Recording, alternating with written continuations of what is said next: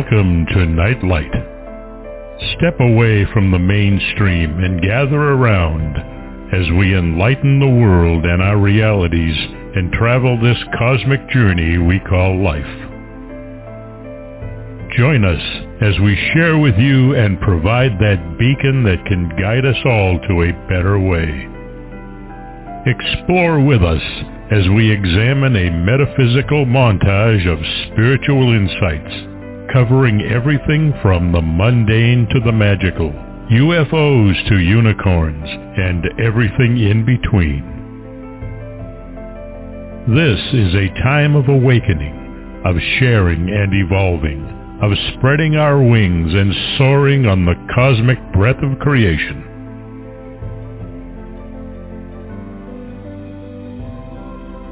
Come and join with other light-minded spirits as we weave our lights together to seek understanding, enlightenment, and with a little luck, some wisdom.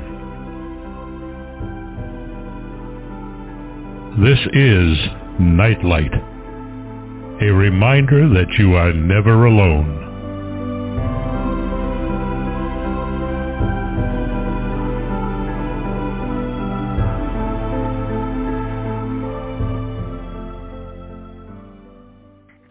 Welcome everybody to Nightlight. Glad you could join me because it's going to be a real fun time tonight. I want to thank first Ken Quiethawk for his amazing intro. He and his wife are native storytellers, and their message and their method of preserving history and cosmology is a profound one, and everyone should experience what the native storytellers do because they give you wisdom and entertain you at the same time. And you know, that's the kind of school I would pay to go to, actually. Check them out. They're on Google. All you need to do is look for Ken Quiethawk or Native Storytellers. He comes up in both places. Check it out. So tonight, sit back, take your shoes off, get comfortable, and roll up your sleeves with me because I have a special guest on that I've had on before, and I had a wonderful time with him. He's written a book called RadOwl's Crash Course in Dream Interpretation.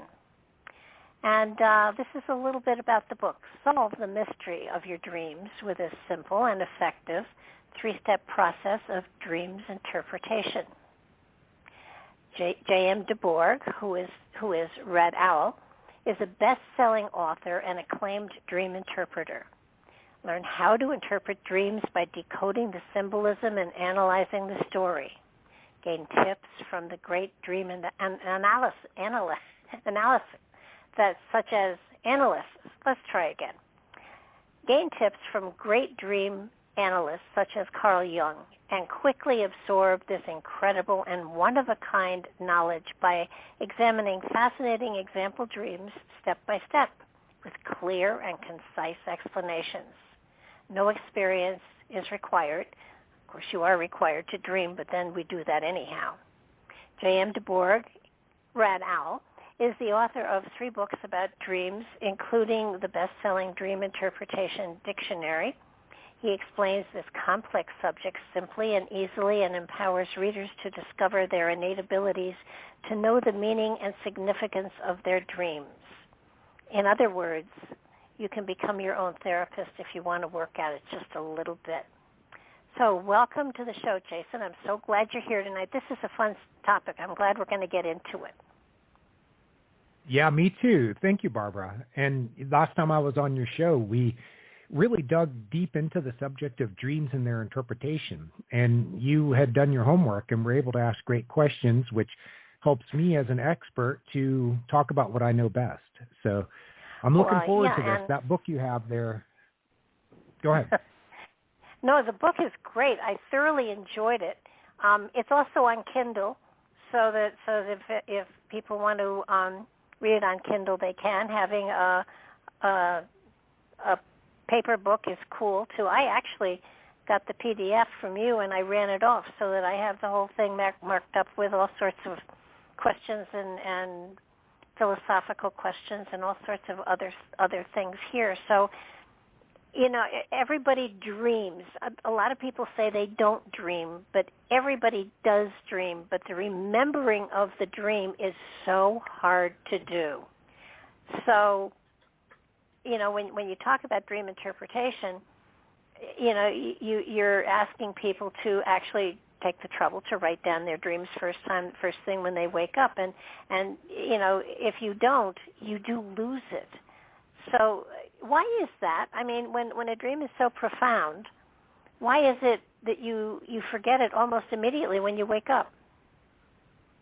Well, first, I think that the difficulty that most people have remembering their dreams is the primary reason why dream interpretation is not more widespread. You don't have a dream interpreter on every corner offering their services because everyone dreams, and just about everyone that has a dream once in a while, they would like to know what it means. Dreams are kept in a short-term memory that is easily overwritten. So for most people, the difficulty is that they don't give the time to it first thing when they wake up to pull those memories, those elusive dream memories, into a longer-term storage. If you start thinking about something else when you wake up, you're not thinking about your dreams. And what you're doing is overwriting your dream memories. They're still underneath there, but they're harder to get to because now you're thinking about what you got to do this morning, what's the notifications on your phone, getting the kids ready for school, you getting yourself ready for work, or your mind just starts up with the monkey mind and it starts chattering away. And it's drowning out those elusive memories that came to you from your dreams. So first you have to give it your time. And the second thing that I would say that is the biggest impediment for most people is that they don't have the desire. It's a skill. Dream interpretation or dream recall is a skill, and a skill takes practice to develop. And we have sort of a priority list of the things that we will put our time and energy into based on the value that we think we're going to get back from it. So if you don't know that your dreams are deeply meaningful and that you can get great information from them about the decisions that are facing you in your life, problems that need to be solved, questions that need to be asked, perspective on yourself and your life, and a check-in on your inner world to tell you what's really going on in there and how you can navigate that world better so that you feel better, you're more creative, you're more energetic, you're more centered. If you don't know that there's all these great benefits, then why bother putting the effort into remembering your dreams? And it takes time. I had to spend the first 20 minutes this morning writing in my journal instead of doing other things. That's 20 minutes I could have spent doing other things. So, yeah, spend the time doing it, and you'll get the results. I think, too, people don't really realize that dream state is it comes from your higher consciousness, your subconsciousness, your higher self. There are lots of terms for it, but it is that spiritual connection you have with the other side as well. So that when I said earlier that this is a way of analyzing yourself without having to go lay on somebody else's couch for a while, because and you don't have to pay their exorbitant fees. Yes, and in that case, all you're dreaming about is, oh my gosh, how can I afford this? But I think that's I find that there have been times that I've woken up and said, oh, that was a fantastic dream. Let me go to the bathroom and come back. And by the time I come back, I don't remember it. And for a while, I left my dream journal in the bathroom so that I could pick it up and write. So that I didn't lose the thread, because it is such an evasive, elusive thread between the dream state and the waking state, and it does feel as though it's like it kind of fades away, and you kind of want to grab it and bring it back. But my difficulty in many of these experiences with dreams and things like that.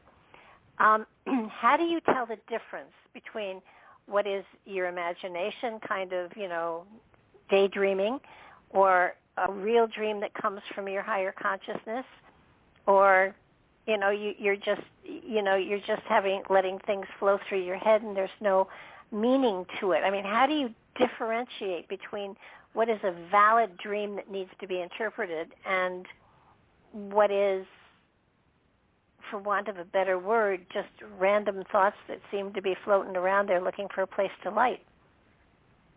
Well, you ask a question that's often asked of me, and it's a great question to ask because there are some dreams that aren't really worth your time to analyze. I would suggest writing down anything that you remember dream-wise, but there are dreams that happen during various stages of sleep that get into deeper levels of yourself or more shallow levels. For instance, as you're going to sleep and you're getting into the first stages known as NREM1 and NREM2, these are lighter stages of sleep. And what tends to happen is memory processing.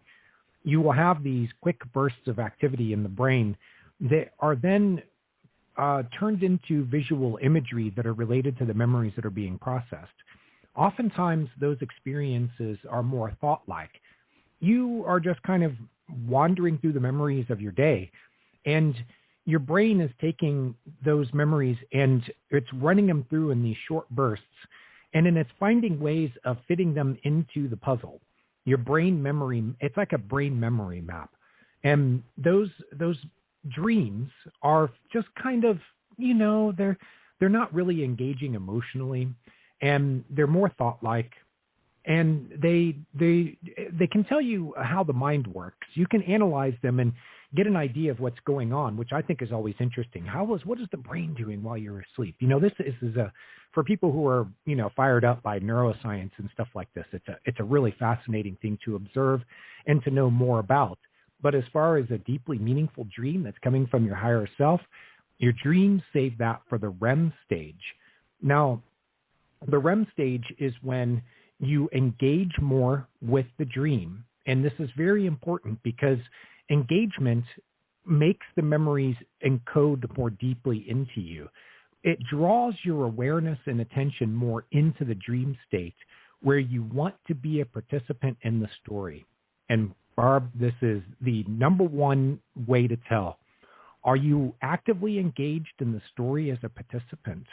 And is it emotionally, are you feeling emotions coming out in the dream?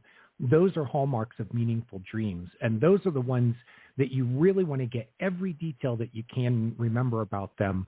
And then you can pull them in for dream analysis and walk through my 3 steps of my dreams 1, 2, 3 process to be able to understand them, or at least get started with understanding them. So the engagement of your mind and participation as an actor in the story are the 2 ways to tell if they're meaningful.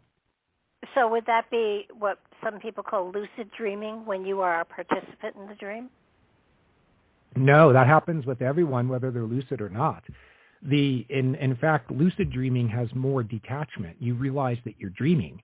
And for some people, it means that they kind of detach from that ordinary flow of dreaming and become more of an observer, or they try to change things in a way where they participate in a dream that they want to have as opposed to one that's being given to them by their unconscious mind. No, what I mean is that as a participant in the story, you want to think of the dream as like a movie, and you are an actor that walks into the movie and you participate in the story. The movie is going to unfold based on your choices and reactions while dreaming. It's like a choose your own adventure. So as you're getting into the dream, you want to think of yourself as playing a role in a story like an actor. This can help to explain why you sometimes will do things that are out of character. Just before we went on the air, I was talking with someone who had a dream where her ex-boyfriend is in the dream, and the guy that she's been with for a few years now. Her ex-boyfriend, and she says, "I'm sorry, I can't go with you." And there's like this ship that's sailing off into the sky. And then at the last minute, she decides, actually, I want my ex back. And the guy I'm with now, he can take a hike. So she makes this decision while dreaming as a participant in the story, and then she feels terrible about it. And so she came to Reddit, where I'm RadOwl, the main moderator of the Dreams subreddit there, and she shared her dream, and we talked about it. And what we found behind the dream is that she misses the sort of chemical, passionate, sexual relationship she had with her ex. The guy she's with now is more compatible in every way except for the chemical, passionate sort of way. And she is minimizing those thoughts. She's trying to push them out of her mind. She's saying, I have a wonderful man now. My life is better. He is better for me. But I do know that I'm missing the passion that I had with my ex. She is suppressing those thoughts and feelings, so her dream is amplifying them and bringing them to her attention. It doesn't mean that she's a terrible person for choosing her ex over her new, her present boyfriend. What it's really saying is it's expressing her deeper feelings that she is not doing for herself. This is very important to understand. This is that the dream is reacting to the way that she is acting in her waking life. She is suppressing her feelings, so the dreams are amplifying them for her. So when she goes into the dream, she's a participant in the story like an actor. She understands subconsciously the choice and decision that she's making when she says, I'll take my ex over my current boyfriend. It's not saying that she would do that in real life. That's where she got confused. She's like, I would never do that to my boyfriend. I love him so much. Our relationship is great, et cetera, et cetera. And I said, no, honey, look, you're having a story that you're participating in, and you're reacting to the things going on in the dream based on subconsciously what you know about it already, because you understand what you're really doing in the dream when you choose your ex over your current boyfriend. Make sense? Yeah, it does. And, it does, our higher consciousness, I'm going to use that term because, that's where I'm comfortable, but that's the part of us that is sending these kinds of messages and giving us symbols. And, it's really quite amazing because it's so subtle. And if you do keep a dream journal, if you do write things down, you'll notice that there are patterns quite often. And I have found that sometimes when something replicates it 3 or 4 times, and I keep getting the same or seeing the same thing over and over and over again, then I find I need to step back and take a look and say, okay, I've had this dream 5 or 6 times. It's exactly the same every time. What am I trying to tell myself? And rather than being frustrated by it, you then have to sit back and take it apart. And that's where your 1, 2, 3 comes in, and it is a very simple process of how to analyze a dream. I was very impressed with that. You want to kind of explain it to people so that they can understand what these 3 steps are so easy, and it makes so much sense when you try to analyze a dream through this process. Well, it's a 3-step process that I call Dreams 1, 2, 3, and you can go to dreams123.com and get a lot of information about it right now without having to read my books. But my books include more information and the demonstrations of how the process works on dreams that I have helped people to work through and understand. I created a system where people can use a step-by-step process to go from the beginning to the end of the dream and understand it as a story that is told using symbolism, and that you understand what's really going on in the dream subconsciously. And there are techniques and methods and approaches that you can use that help you to remember what you already know. You know it subconsciously, but you have to get to that information. It's like remembering a word that's on the tip of your tongue. For some people it means relaxing and just allowing the word to come to them. Some people might hold their tongue or bite their tongue. Some people might put their thumb in the middle of their forehead. Whatever it is, different people have different techniques for getting to that piece of information that's subconscious and trying to become conscious. They're trying to retrieve it. That's what you're doing with a dream, essentially. It's a good analogy, at least, because you're trying to retrieve the information that is subconscious and pull it into your conscious mind. So I created the 3-step process, and I'll give the steps real quick. First, you identify the dream story elements and narrative components. all dreams are stories, or at least story-like, and they're like interactive stories. So if you know that it's a story, there are your story elements, which are the settings, characters, and symbols, and there's the narrative components, which are the actions, reactions, and resolution. And then in step 2, you take, after identifying in step 1, the elements and components, you come into step 2, and you go, well, I know that the dream is using symbolism as the language. So I want to decode or translate the symbolism. And I give 3 tools for doing that. They're very common tools used in dream work and dream interpretation traditions going back more than a century. I mean, one of them is simple as follow your feelings. You know, that's something actually that Artemidorus talked about in his book, The Interpretation of Dreams, back in like the 3rd century AD.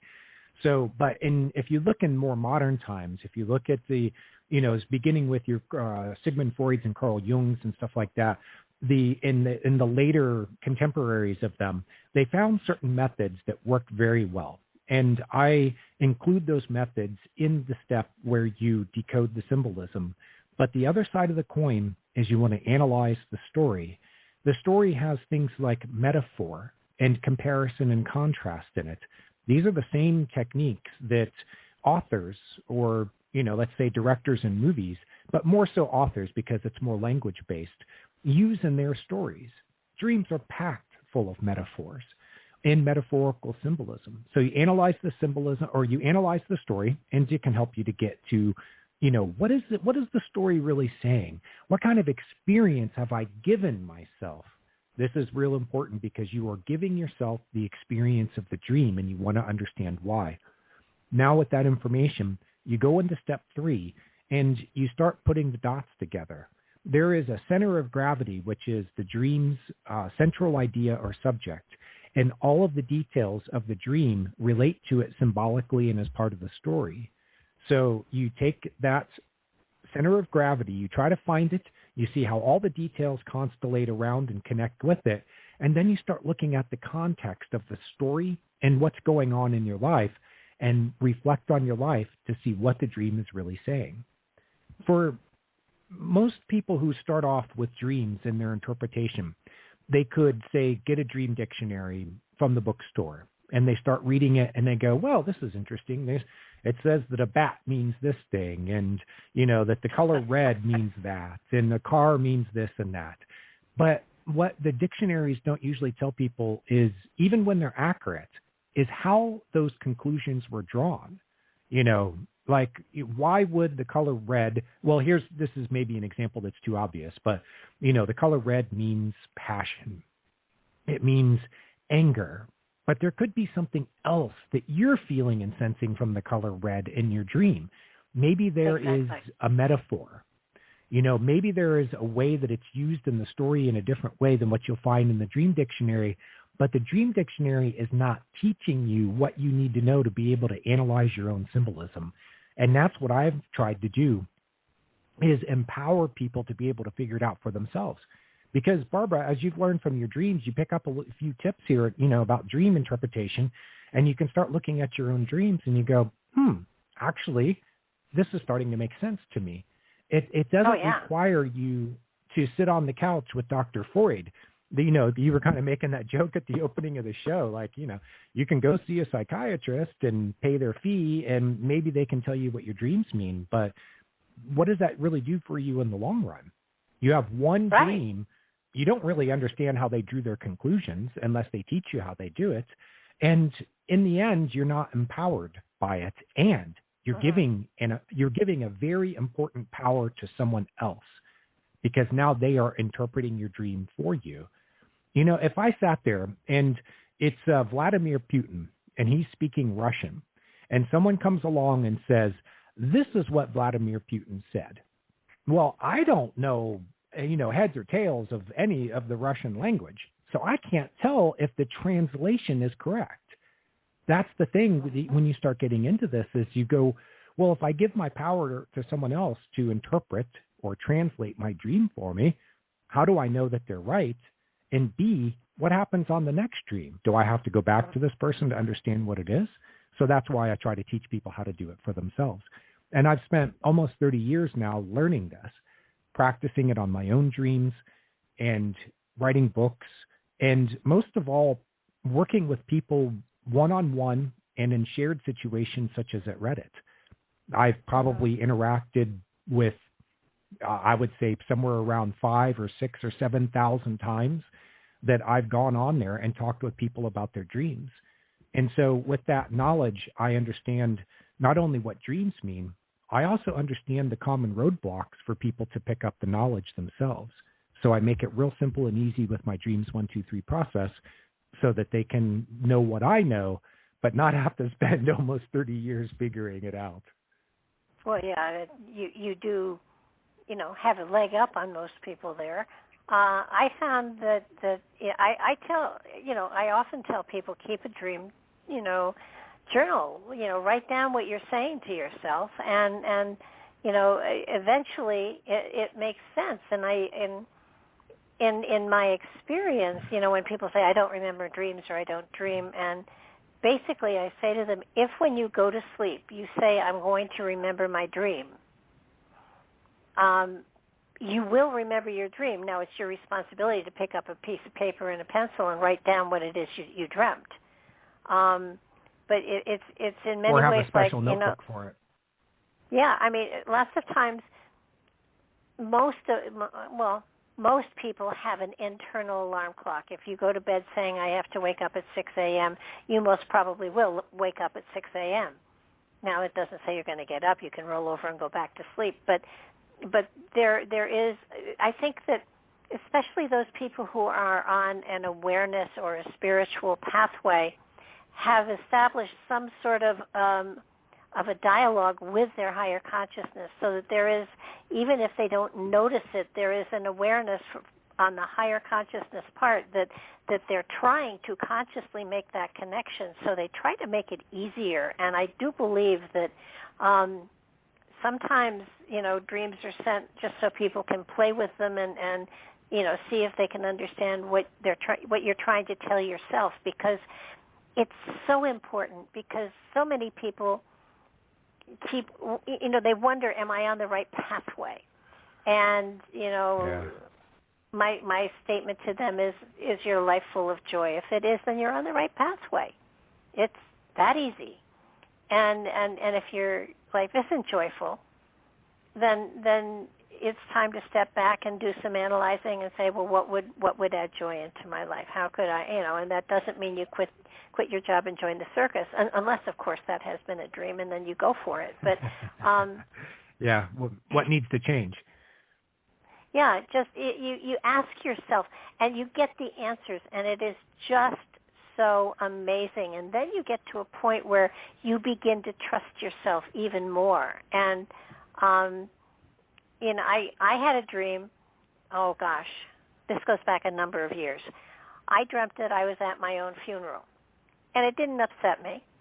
And I was standing in the back of the room, and and it was an open coffin, which upset me. But and people were going by, and my best friends, when they got up, said, "Oh gosh, why didn't she ever wear her hair that way? It really looks so good on her." And like 6 or 8 people said that, and so I tried to get real close to see what the heck they had done with my hair. And I would get up to the coffin, and I would wake up. And this went on for a good 6 or 8 months. And, I went through every form of trying to figure out, who was saying what. It was my funeral, and I wasn't upset, so I didn't think I was going to die. But there was a message there for me. And I finally, after writing it down over and over and over again, at some point I went to the beauty parlor, and I said to the lady, look, I have very long hair, and I said, yeah, cut it all off. I think I want to go short for a while. And she did, and I never had that dream again. Huh. Yeah, that's what I was thinking as you were describing it, is you're trying to see yourself in the coffin, for one, and which coffin can mean change, right? The old you is passing away. There's a new you that emerges, and a lot of people can testify to the fact that with a new you can come a new style, hairstyle, dress, vocal delivery, a lot of other things that can come with that. So that was my thought, was you're not scared by seeing yourself in the coffin. So it's subconsciously, that it's probably not related to physical death unless it's like something that you're not afraid of. But most people, if they saw themselves in a coffin and their actual death is the idea behind it, they're going to get a much bigger emotional wallop from that. But you're kind of going, well, what are these people seeing? They're going by the coffin and like, why didn't Barb, why didn't she wear her hair that way when she was alive? Or you didn't know that exactly, but something intuitively told you. And this is where you don't have to really analyze a dream like Dr. Freud would. You don't have to know all the theory and the psychology behind it. What you need is curiosity and intuition. And intuition is often felt. So there's just feeling your way through the dream content. Oftentimes, you can just do that. You can take an image from a dream and just sit with it quietly and allow it to speak to you. And when I say speak, it's kind of like the figure of speech when you say, that speaks to my heart. It doesn't have to say anything. You feel it. And it's the same way with your dreams. You can feel your way through them. If there's an image in a dream that really interests you and you want to know more about it, you can sit with your mind clear and hopefully a quiet environment around you, not too many distractions. You don't want the TV to be on or, someone's trying to talk to you, the phone's ringing, stuff like that. No. Get yourself to a place where you can be real quiet. For some people, by the way, that's going to the bathroom. I've recommended that to people, like if they don't have time in the morning because they're too distracted. I said, keep your dream journal in the bathroom, go in the bathroom, close the door. No one can bother you, right? It's the 10 minutes a day or whatever that you can have by yourself, right? But the point is to get to a quiet place.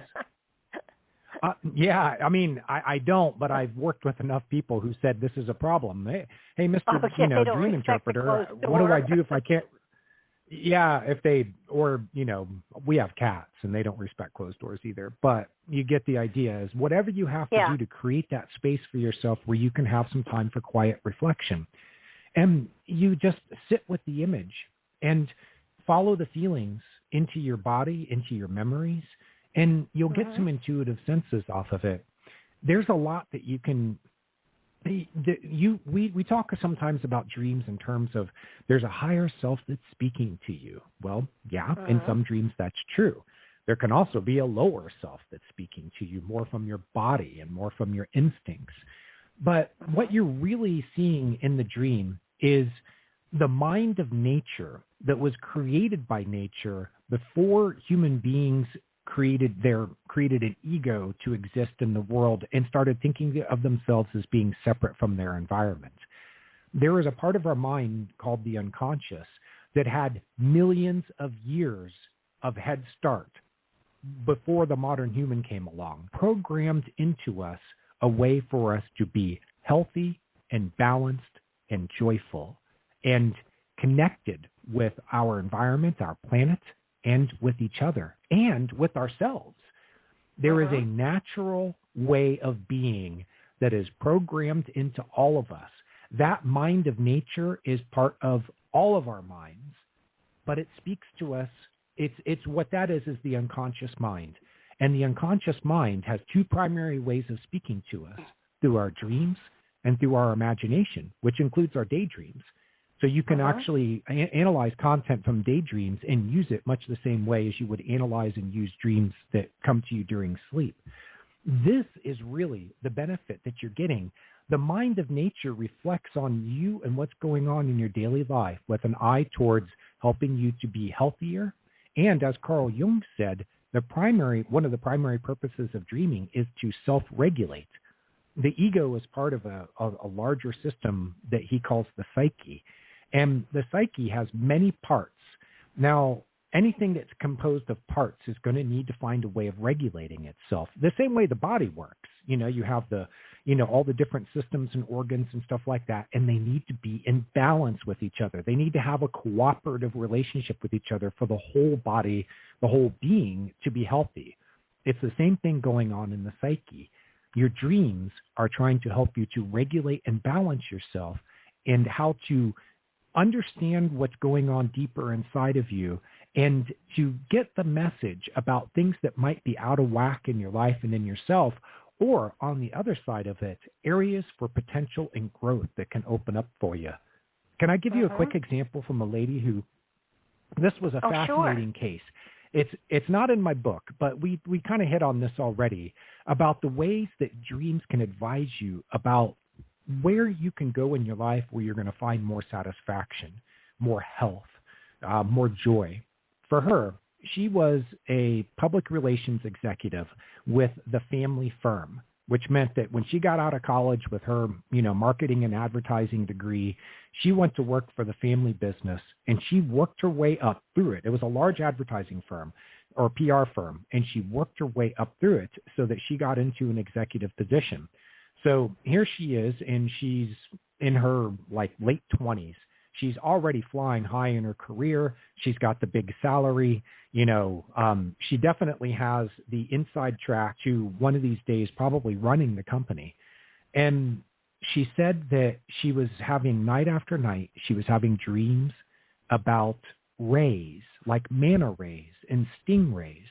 And she would dream about herself as being in the ocean and seeing these wonderful creatures. And they really fascinated her. Night after night after night, she was having these dreams. And she was wondering what they mean. And, if you kind of look at the surface of it, you go, maybe there's an area of interest here for you. She hadn't really, she had this, the ocean had this kind of pull on her that she was aware of, but she didn't know how deep it really was until she really started contrasting it with the environment where she spent most of her time as, a PR executive. She's in an office. She's chained to her phone. She's answering emails all the time.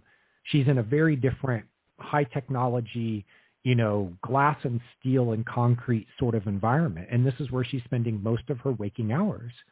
And when she contrasted the imagery of being in the ocean with the rays with the waking reality, she realized that there was an obvious message there for her. She went back to school. She got a degree in marine biology, and she specialized with working with rays. When I spoke with her, she said that decision, she was already working as a marine biologist in her specialty, and she said that it brought her more joy than she could have ever thought imaginable, that she was so happy that she gave up the life of the PR executive, even though it was going to pay more and had more potential in the long run for pay and benefits and things like that. She said that it wasn't bringing her the satisfaction in life. Now, Barbara, let me ask you this. How in the world did her deeper mind know that she would want to work in the water? I mean, it wasn't like she had an experience as a child where she was at SeaWorld or something and she saw the manta rays and something plugged into the back of her mind that said, oh, I want to do that when I grow up. And then, she's a grown-up and she's working as a PR executive instead. She didn't find anything like that in her memory. Instead, it was something that came from deep within herself. Yeah, I mean, you asked me, and I would immediately say, well, it was past life experience, of course. It has to come from an experience on the full spectrum of her soul's evolution. And I would think also, probably it would seem to me that she may have been even going back to the womb and experiencing the bliss of floating in amniotic fluid. Yeah. There was something she knew she knew deep in herself, and her dreams were bringing it forward to her attention that this was the place that she wanted to be and the work that she wanted to do. And this is where I find if there is a sticking point with dream work, it's between what the unconscious mind, the mind of nature, is saying and what the ego is saying and what it wants. If they are in conflict with each other, then that's the sticking point for most people, because a lot of people would say, what in the world were you thinking? And when she's making that decision, to leave the job that pays her the big salary and has her on an executive track. Most people would say, what in the world are you thinking? Why would you do something like that? I had another guy who had a dream where he saw a coffin. It was his coffin, and it was stamped with the crest of the elite university that he went to. He was around her age when she started having these dreams. He was in his, kind of into his later 20s. And he said that there was a guy in the dream who kind of laughed with him like, ha, ha, ha, you didn't know that the joke is on you. And the implication was that that coffin is his destination. And that he was, in a way, there's this other side of him, or, this character, which is really another side of him, that's kind of mocking him. And here's what we found behind it. This is a guy who really went to an elite university. He went through an elite program in an elite university. He got into the work world, and he worked himself up into a position very quickly where he's like a project manager or something. He worked in high technology. And he said that he was doing exactly what it was that he had prepared for years to do and had beaten out intense competition to get to where he was. And when I asked him, is there anything about your path in life that, did you have another path in life that you wanted to go in? And he said, no. And I said, okay, because we're exploring the ideas, kind of like the previous dream. She's dreaming about the ocean and the rays. And we're looking for something from the dreaming mind that's saying there's another path in life that maybe would be better for you. But we couldn't find that in his case, at least not directly.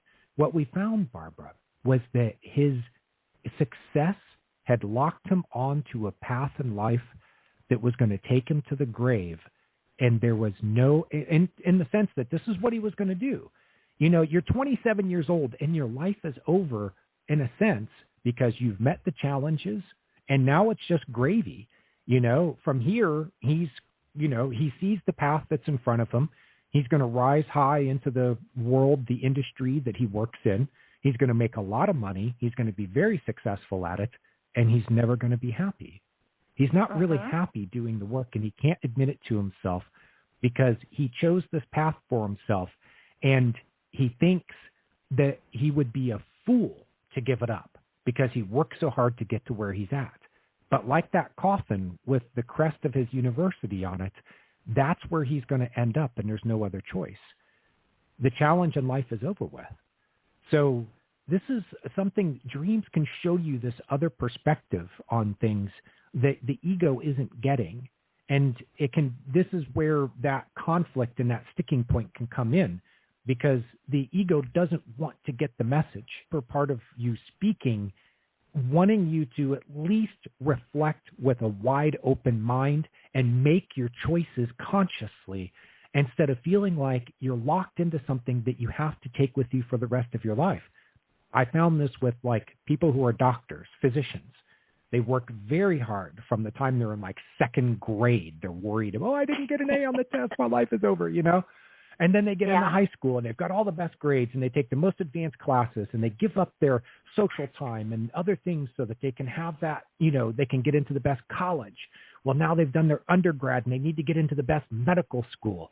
And then they need to be the best at that so they can get into the best residency. And then they get to where they've worked to get to. They're a top flight physician, came out of a top flight school, and they don't have any other choice about it.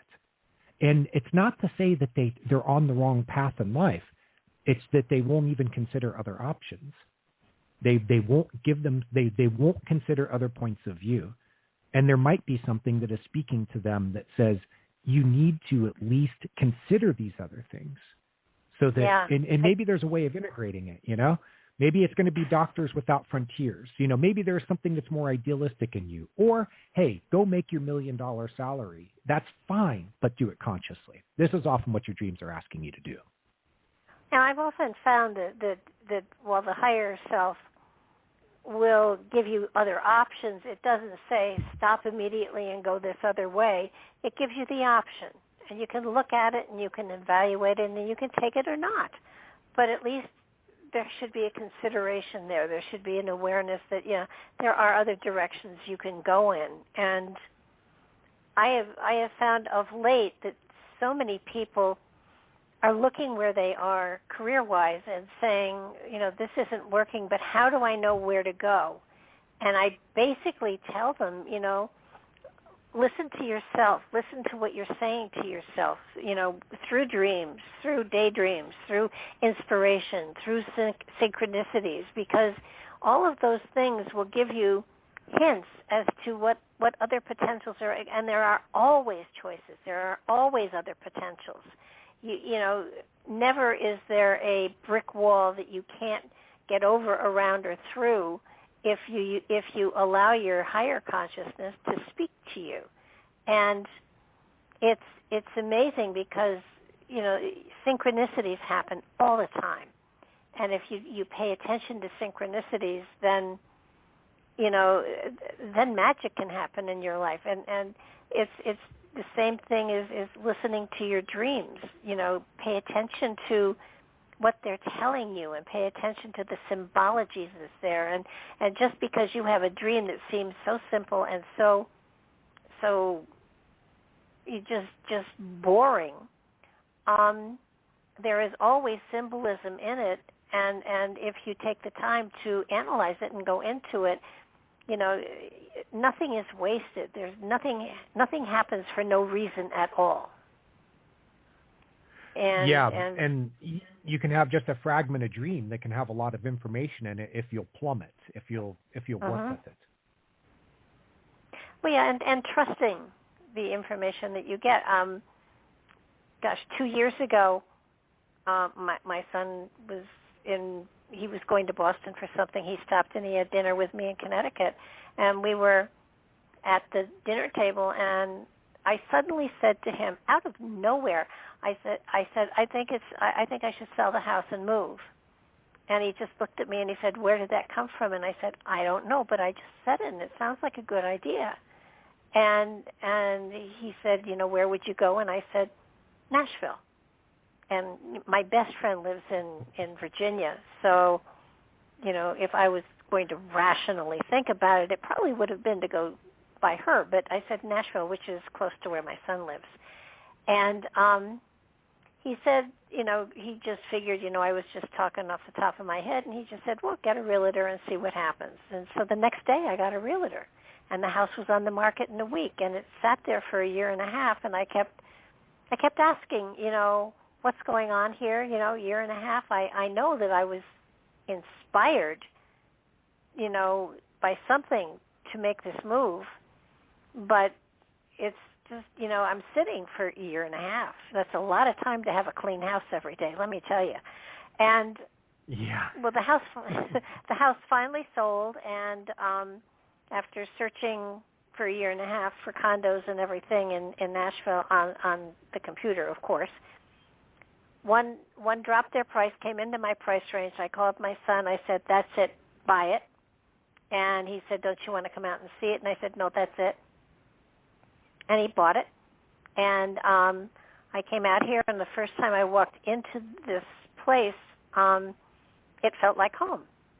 And somebody said, are you sure you've made the right decision? And I said, I really feel this is the right decision, but I feel that somehow I will know, it'll be confirmed to me so that I can just say, there, see, I told you so.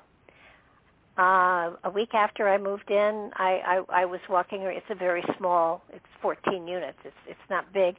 I was walking around taking a look at some of the people's gardens, and I noticed that behind my condo, there was an old graveyard, which I thought was fabulous, and it was from the 1800s. And, when I looked at the tombstones that I could, there was only one that I could read, and it was a Thomas F. Smiley. And so Jeannie and I had his dates, so we looked him up. And the Smiley family founded, were one of the founders of this town that I'm in.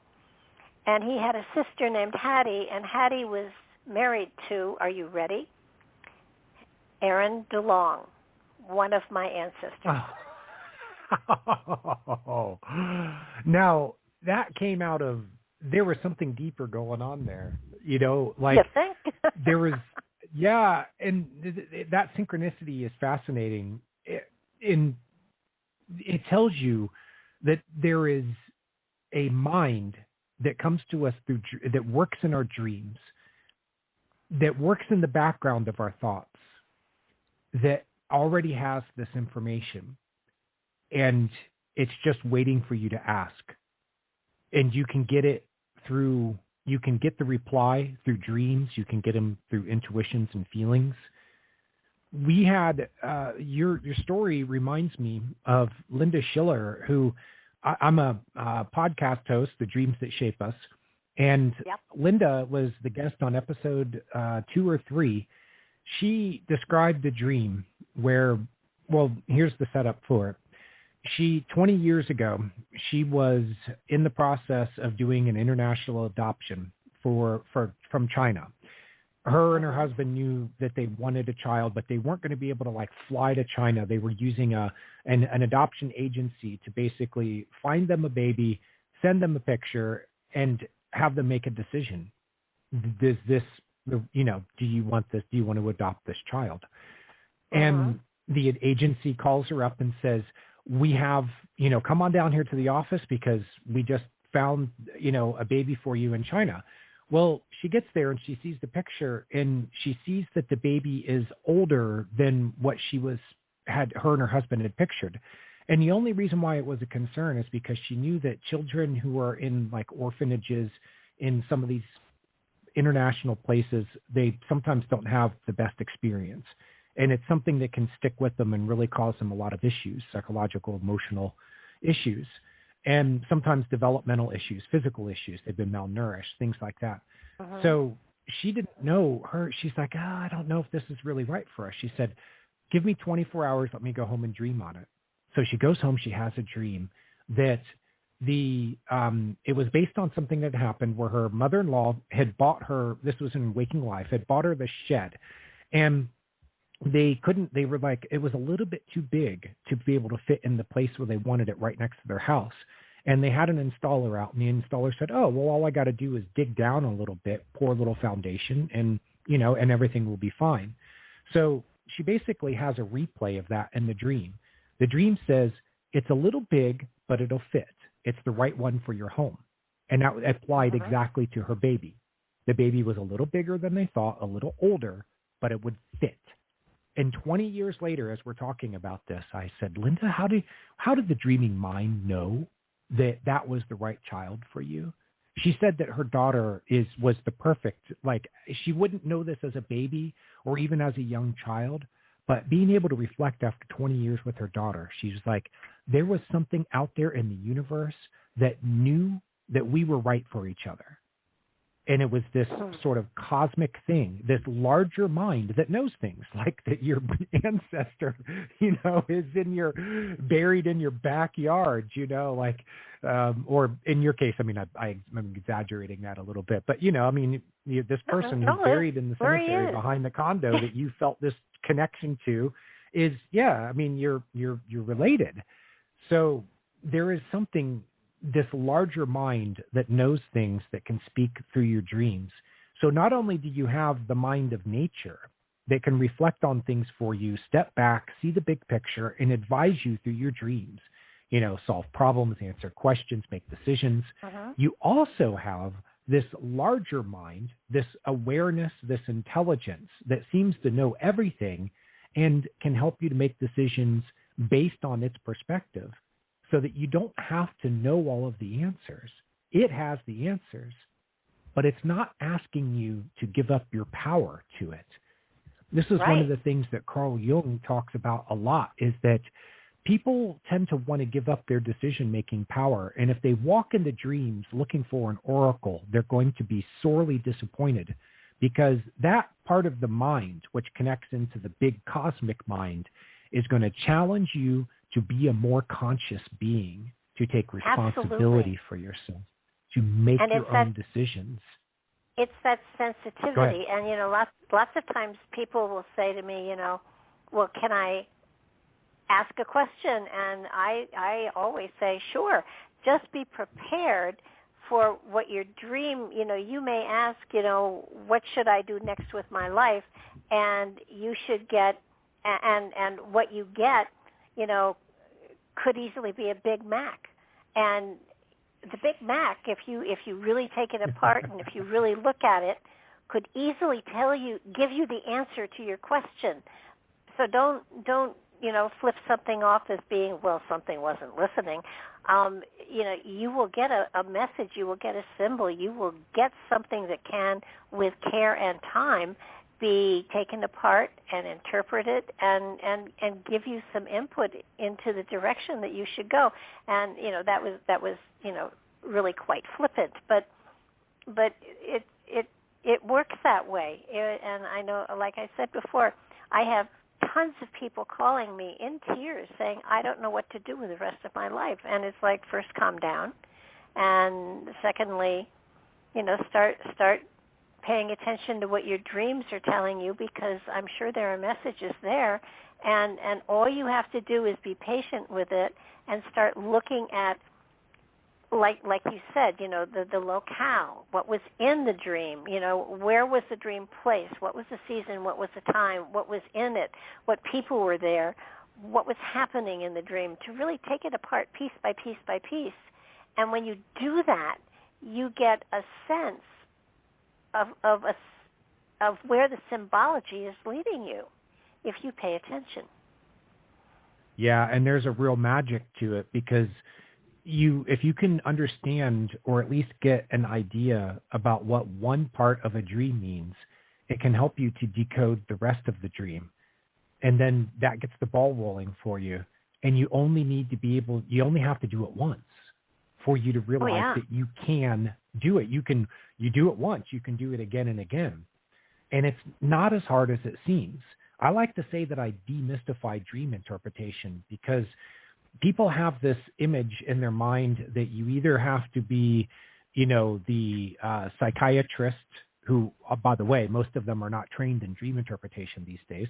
But you go back to, the older days, and dream interpretation, at least analysis from a psychological point of view, was almost a given for psychiatrists. But it's been largely pushed out of their field of study because there's been a lot of aspersions cast on psychoanalysis as a science. Uh-huh. And here's the other side of it, Barbara. People think they have to see a psychic to figure out what their dreams mean. In other words, they come to you saying, let me, tell me what my dream means, and you go, well, you don't need a guru. You don't need a psychiatrist. You need the patience, and you need the diligence of writing down enough dreams until you start to see the patterns emerge from them. You will find yourself in the same situations and scenarios time and again, the same places with the same people. The symbols can change. The scenarios can change. I don't mean it's the exact same. I'll give you an example. I had a dream theme. I've had it for years, where I am working in a restaurant. And I did this when I was younger, all the way up until, maybe less than 10 years ago. I was still working in restaurants sometimes. Various capacities, but mostly front of the house stuff, waiting tables and things like that. And I have a lot of memory of it, but I'm never in the places where I worked. It's always just a restaurant. There's too many tables to take care of. Like, everything comes in all at once. And oftentimes there's too much to do for me to be able to handle it all at once. This is one of the rhythms of the restaurant business. You can go from 0 to 1,000 miles an hour in 5 minutes, and so as you get used to that, it becomes part of the experience of working in restaurants. Now my dreams have pulled that in, and they're telling stories about what's going on in my life where things get to be too much. Too much happens at once. Too many balls are in the air. Too much to juggle. Or here's another side of it. Sometimes it's about the things that I'm doing at home that are related to the work that I used to do in restaurants. Sweeping floors, cleaning tables, dusting shelves, preparing food, things like that. Washing dishes. These are things that you do as part of restaurant work that you also do as part of home. And what I found in a pattern of that, after I had enough of those dreams, I could look at the patterns in them. I could say, what is this really speaking to? Well, I would reflect on, well, what was going on the day before the dream? Am I seeing a pattern here where there's a bunch of stuff to do around the house? Maybe there's too many things to do. I've got a podcast interview to do. My publisher is asking me for that sample chapter, but there's also dishes, floors, laundry, food to prep, all these things that have to be done. So in my dream, what it does is it shows me in this situation, it took something from my experience of life, and then it spun that into a story to reflect back to me what's happening in my life. And it's not just to reflect it. It wants me to respond and go, where is my priority? Or maybe it says, you need to be able to do this in a way that is not causing you so much stress and anxiety. Maybe I can't do anything about the fact that my to-do list is 20 pieces long and I've only got so many hours in a day to do it, right? But what it's saying is that it's showing me in the scenario feeling anxious and stressed. It's showing me getting irritated and angry. So that's reflecting back to me what's going on in my waking life so that I can be more aware of it. I wake up from the dream. I recognize the pattern from the dream, that it's, the scenario that it's using to help to show me what's going on in my life. I look at how I was feeling in the dream and I go, oh, yeah, okay. If I'm going to have all these things to do, I can sure make it easier on myself if I'm not sitting there, blowing steam out my nose like a angry bull. Just to give an example, it may not say that there's something that has to change with the situation. It has to change in myself. And this is where I find a lot of times is where the dreams are really focused. They take what's going on in your outer life, the situations and circumstances and events, and it shows how it affects you internally. And that is where you always have control. And that's where you can actually always make changes. Sometimes dreams will point you towards things going on in your life, big outer life things that you can change. The one lady changed careers, that was a huge change for her. But usually the content of your daily dream life is pointing you towards what's going on inside you and what's within your control to change. And it often boils down to your attitudes and your feelings. Yeah, and so that's where I think that the book really shines. Oh, gosh, yeah. Go ahead. And symbols as well are, if you rely on someone else's interpretations of them and don't interpret it for yourself personally, I sat with a woman once and I said to her, I keep seeing antique buttons here for you, and I don't know why, and you're sending me antique buttons and saying it's important, and I can't figure out why. Why don't you, check flea markets out, see if maybe, it might be a good habit, or it might be something you could do for fun, or yeah. And 3 weeks later, she said, antique buttons don't turn me on at all. And I said, but it's still here, and it's still so strong, and it's like there's a message here that's important to you. And I looked at her, and I the light bulb goes on. I said, is it possible that someone who is older is pushing your buttons and you're having trouble dealing with it? And she said, oh, my God. Yep. But, And Barbara, what's fascinating there is the way that you interpreted that symbol that you were getting through psychic vision is the same way that you would interpret a symbol from a dream. It's antique means old, and button, you look for the metaphor, pushing the button. Like right there it is. So it's fascinating how these processes run parallel or the same. Interpreting a dream symbol is the same way that you interpret other things that come to you through your intuition, your feelings, and your deeper senses, or as you would say, from your higher consciousness. And that's it's everything in the dream just about is symbolic.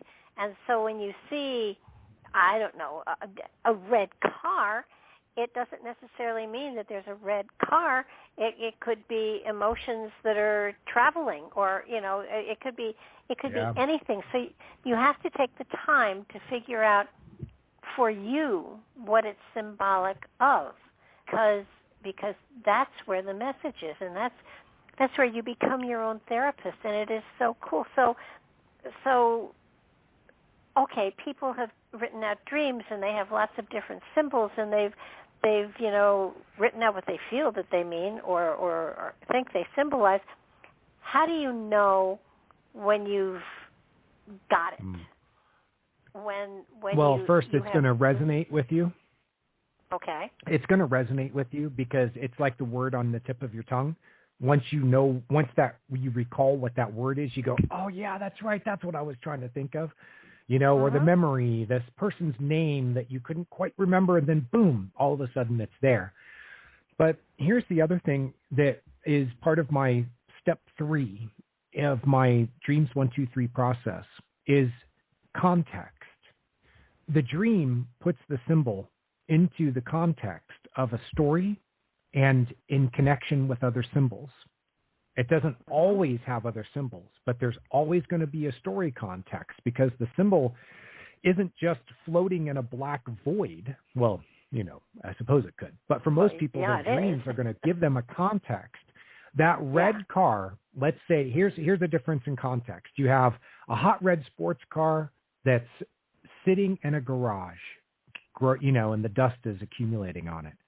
What does that say compared to the hot red sports car that you're screaming down the road, through a busy city, weaving your way in and out of traffic?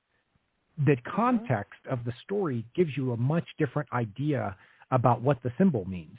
And this is where the dreaming mind reveals itself. Because when it puts the car in a garage, it's saying something along the lines of there's potential that's unused. Or you have energy, but it's idling, right? But if it's showing you screaming through traffic, that's a whole different context to understand what the red car means. It might mean that, for example, that you're pushing yourself too hard. And now you're starting to see steam coming out from underneath the hood. Oh, red, associated with blood pressure, and then it creates other things to help you to understand what the symbol means because there's usually something happening with the symbol. And that's why I include narrative components as part of my 3 steps. And one of them is actions. Actions are the main way that a dream tells a story, and they are symbolic. We tend to think of symbols as things like, oh, it's the red car. It's a symbol. Well, the red car is doing something, and that's a symbolic action. It's part of the plot. It's inserted into a story. This is how the dream defines what the symbol means. And you take the action that's happening with it. Oh, I'm driving the red car, and I press on the brakes, and the car doesn't slow down. That means something symbolically. Do you have any ideas, Barb, by the way, before I... Yeah? Tell me what you think that means. What if you take your foot off the accelerator and it doesn't slow down? Or you're pressing on the brake, right? You're screaming along in the car, and you press on the brake, and the brake doesn't work. This is a very common dream scenario, so I wanted to see if you've ever experienced it or if you have any ideas about what it means. You can't slow down. Think you brake down. If you can't slow down, then you have no control. And you're right. So the brake pedal is a part of the controls of the car, right? So if you can't slow down the car, right? Lost control. So think of parallels with life. Your life is too busy. Circumstances are beyond your control. Or maybe the car symbolizes your body. It's your blood pressure. You can't get your pulse to come down or your blood pressure to come down. You're always revving the gas up. You're always pushing the engine to the max. Well, now you're pressing on the brakes and it won't slow down. Usually, though, it's more of a metaphorical idea for something that's going on in your life that's beyond your control. And what I found is that it usually relates to the idea that things are happening quickly and you're not able to slow them down. I had a good friend of mine who is a project manager for very large construction projects. He builds hospitals and schools and power plants, and he's the manager. He's the guy in charge. So he has hundreds of contractors, sometimes with some of these projects, hundreds of contractors plus his own staff for the company that he works for, who will be on site and working to build the power plant, right? Well, he calls me up one day after he's in the middle of one of these big projects. He calls me up and says, Jason, I had this crazy dream, man. I was screaming down the highway in the car, and you know, I'm starting to hit this curve, and it's a tight curve, and I'm gripping white knuckle in the steering wheel, and I'm managing to keep the car on the road while I'm doing like 110. And he says, I look over, and this truck full of contractors from the job site pulls up next to me. And one of the guys, he was driving, but somehow he reaches through the window and grabs hold of my steering wheel. So picture the scene. You're already in a high-speed turn, barely in control of your vehicle, when another vehicle pulls up and a person reaches through and grabs hold of your steering wheel.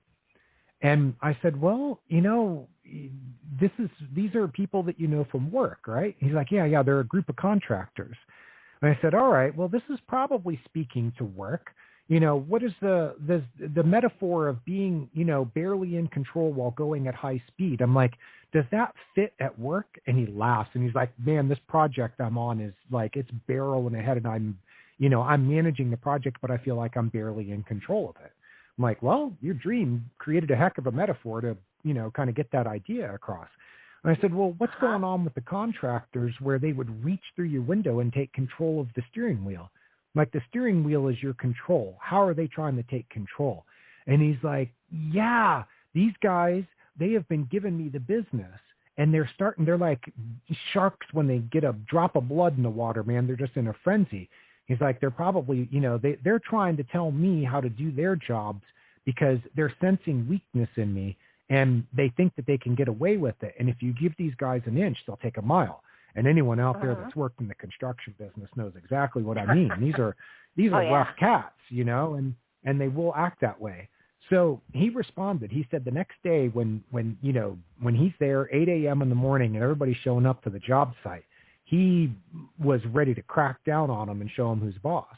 He is in control. It's his steering wheel, and he's having a hard enough time keeping control of things as it is. He doesn't need these guys coming in trying to take control of things from him. And so by understanding the dream, he was able to respond to it. And this is the real magic of working with dreams. It's not just a parlor game of analyzing the symbolism, and, you know, it can be a great intellectual exercise, applying, you know, looking for things where you can apply dream theory. You know, this school of thought says one thing, and that says another thing, and we've learned things from neuroscience on over here, and these are what studies of dreams say, and you can accumulate all this knowledge. You can be really good at analyzing, but it doesn't really do you a whole lot of good unless you figure out what to do with the dream content. And this is where my system comes in, because resolution, that's part of what you look for in the dream. And if there's not resolution in the dream content, you can reflect on the dream. Like in my friend's case, the resolution was up to him to decide. And it was through implication.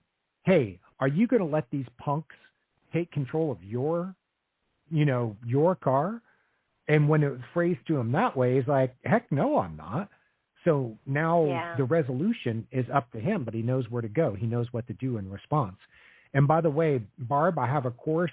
It's one of my favorite courses that I created. I create online courses, and it's at dreamschool.net, and it's called Dream Resolution. And I give tons and tons of examples of the ways that dreams have spoken with people to either give them the resolution in the dream, such as that manta ray dream where it was kind of there in front of her. She just needed to think about it the right way.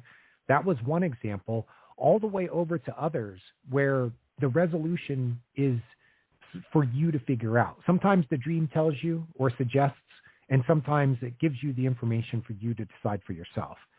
And it helps you. What it's doing is teaching you how to look at the situation so that you can make your own decisions.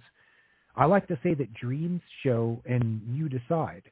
They paint a picture for you that brings in and accounts for things, including the things that you aren't accounting for. There may be things that you are minimizing, There may be things that you are missing, you're overlooking. Somewhere in the back of your mind, you know something is going on, but you're missing it. So your dreams reflect it to you. They bring that information forward for you. They paint the picture, and then you get to decide how to resolve whatever it is that's being, if it's a situation or a problem you need to solve, a decision you need to make, something like that. It's there for you. And my course on dream resolution is the only one that I know of anywhere that actually focuses in on this aspect of dreaming and teaches you the steps for being able to utilize your dreams and not just interpret them.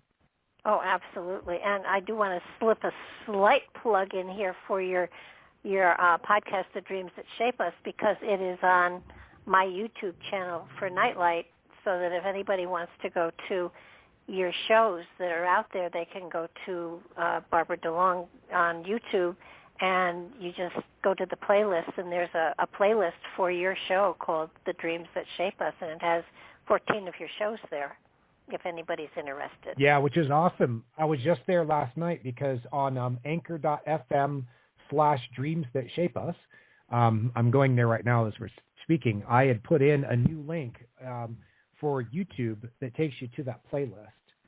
So where cool. I don't see it. Okay, I'm not seeing it. I haven't actually checked on this since I did it. At the bottom. Okay. It's not there yet. We're going to figure it out. I have, by the way, a website for it. Oh, there it is. There's an icon that says, yeah, there it is. So if you go to actually, there's a forwarder, dreamsshapeus.com. It forwards to that anchor.fm site. It's basically Spotify under another name. And then it gives, right underneath there, it has a YouTube logo, and that logo is the link to the playlist. So you can, of course, listen to it on the podcast, or you can listen to it on YouTube and get all of the first season. I think we have 15 episodes now, and you can get all of them where we delve into these amazing experiences that people have in their dreams.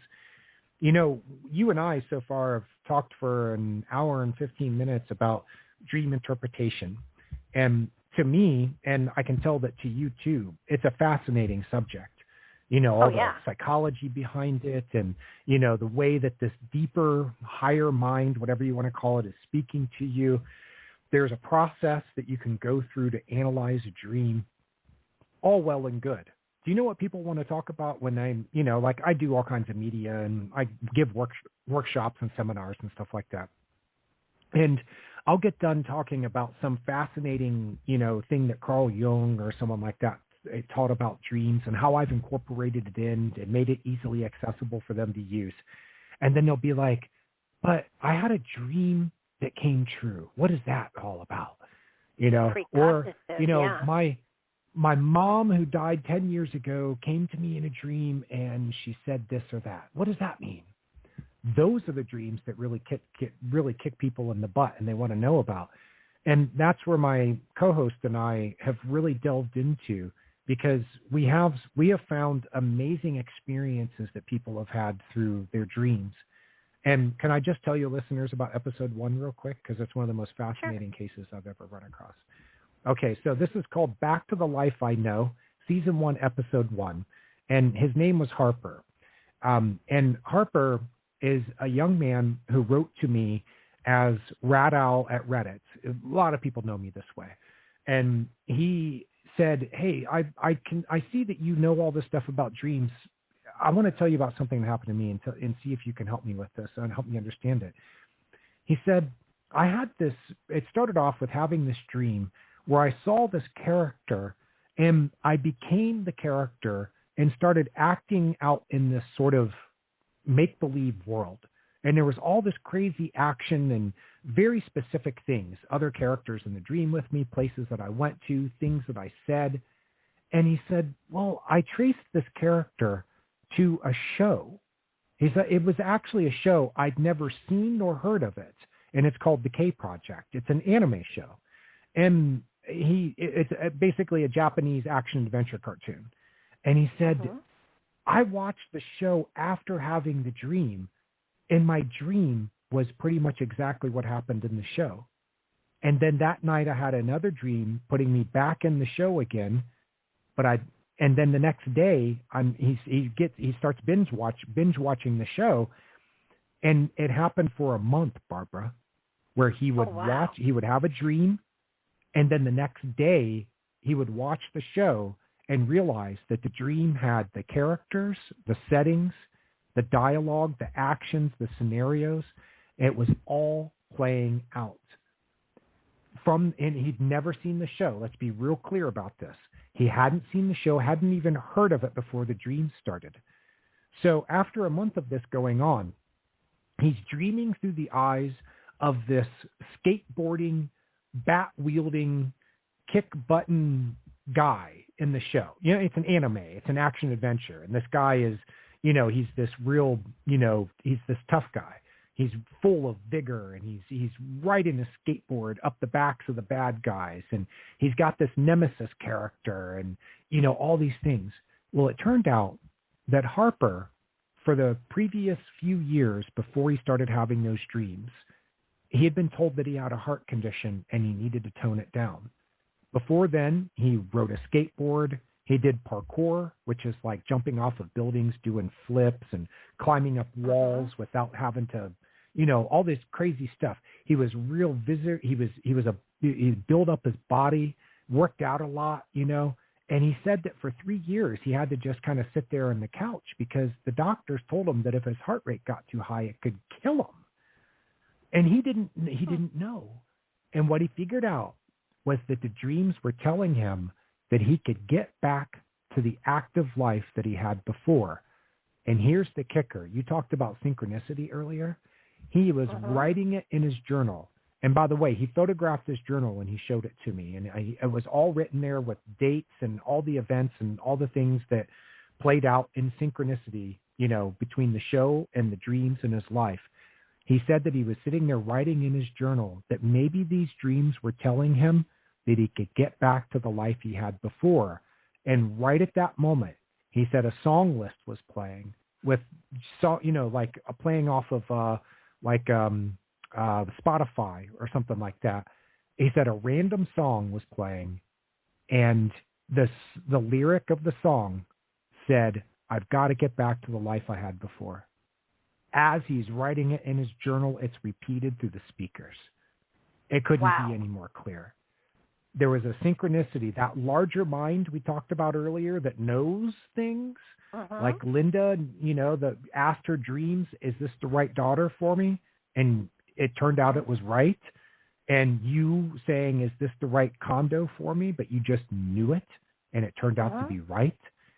That was the same sort of synchronicity. And so these are the things that really blow people's minds, and that's what they want to know about. So you brought up the podcast, and I want to let your listeners know that if they are more interested for now in this other side of dreaming, these fascinating ESP, psychic, paranormal, synchronous, big life-altering, big decision-making dreams, then go to look up the Dreams That Shape Us podcast, and we've got lots of stories about that that side of dreaming. Well, we've hit a couple sides of dreams, and the one side we haven't hit that everybody's wondering about, well, maybe not everybody, but it's an aspect we haven't hit, are nightmares. And these are dreams, too.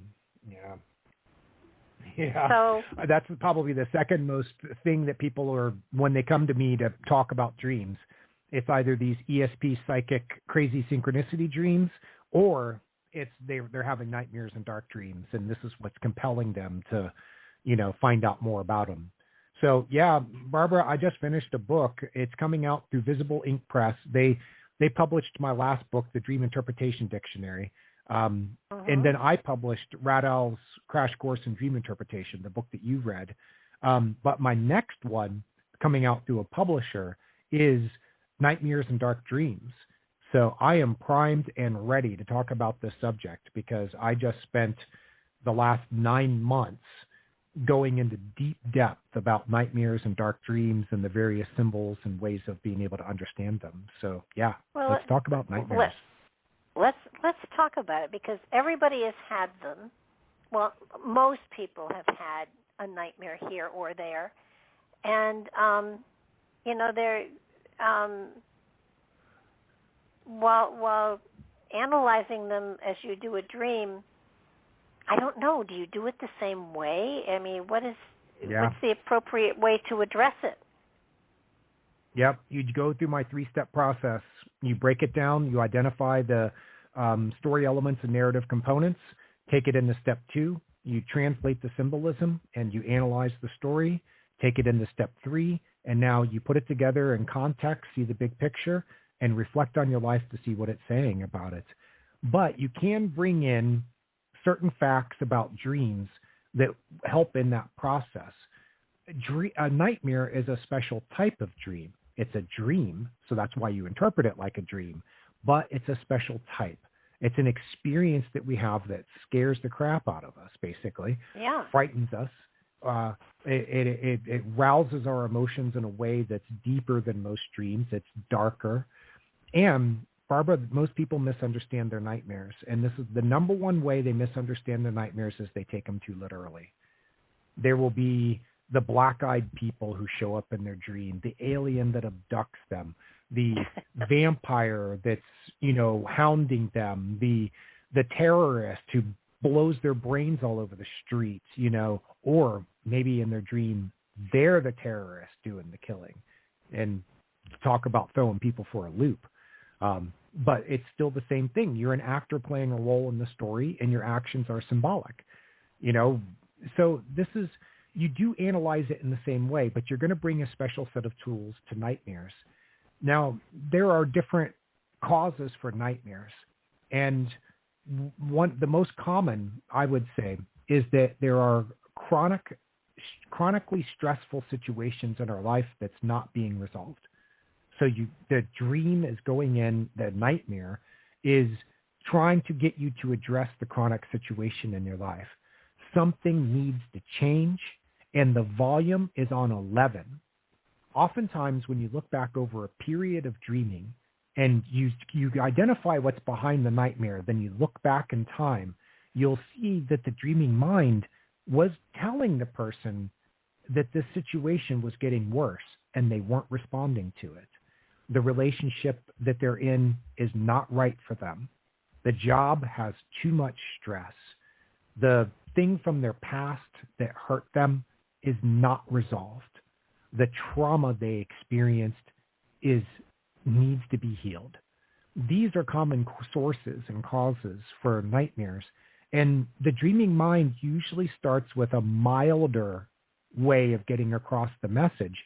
And when you don't get the message, it keeps cranking up the volume. So you can think of nightmares as the volume screaming in your face. This has to change. And when you get the message, most of the time the nightmares go away. But you have to understand what the message is. And then usually you'll respond to it in a way that helps. Sometimes you just need to know the thing. Hey, you don't have to feel guilty about that thing you did years ago. Okay, well, there's an easy resolution. If you can kind of go, yeah, you're right. I don't need to feel guilty. Your feelings change. Now the nightmares don't haunt you anymore. You've gotten the message. It may be more difficult if it's like, my spouse is not the right person for me and I got to get out of this marriage. Oh, and what are we going to do with the kids? What are we going to do with the house? What am I going to do with our job, our social group? Okay, now that's that's a more complicated situation. So it's maybe not so easily resolved. But once you get the message, at least, the nightmares will abate, usually. Now, there are other causes for nightmares, and one of them, funny enough, is bad digestion. That's where I was going to go. You can dream about. Yeah. It's funny. This used to be a parlor game. Oh, you had a bad dream last night. I wonder, what is it that you ate yesterday that what was the cause of the dream? Exactly. Oh, I was, a cow with, I was stampeded by a herd of cows. Oh, it was the beef stew. Yeah, okay. I didn't feel so good after eating it either. Maybe that stew wasn't so good. This used to be a parlor game that people would play of trying to figure out what it was they ate that caused their bad dreams. So there can be bad digestion that goes into it. What I found is two other causes that are also that are more common. One of them, Carl Jung says the most common reason for nightmares is there is an antagonism between the unconscious mind and the ego, or the conscious mind. Basically the same thing. The ego is the executive decision maker at the heart of the conscious mind. And he says that there's an antagonism. The unconscious mind sees things one way, the ego sees things another way, and they're not meeting in the middle anywhere. And so that it creates tension that's then expressed through nightmares. And the other thing is traumatic stress. There are a lot of people walking around these days with post-traumatic stress. And as I was writing my book, I dug into the research. I read a book, I have an advanced copy of it called PTS Dreams. It's by Linda Schiller. She's the one I mentioned earlier who had the dream about whether the baby from China was the right one for her. Well, she's a psychotherapist, and she specializes in nightmares and post-traumatic stress. And one of the things she says in her book that comes out of like deep scientific research into the subject is that one of the functions of dreaming is basically to help you digest emotional and psychological experiences.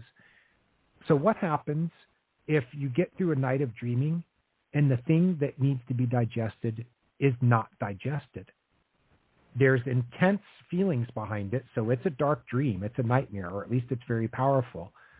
Well, what happens is that the next night or soon after, you go through the same cycle again, rinse and repeat, rinse and repeat.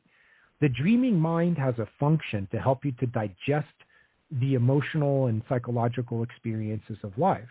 But you're the soldier, for example, who has come back from combat, and you are reliving it as if it's happening right now. Your nervous system is on fire. Your guilt over killing civilians or not protecting your buddy who died in combat, or whatever it was, your guilt is overwhelming you. The traumatic stress is still in you, and it's not getting processed out. So your dreams go back again and again to try to finish the job. And so that's the other cause, especially for repetitive nightmares, that's behind them. And there are tools for helping to treat them.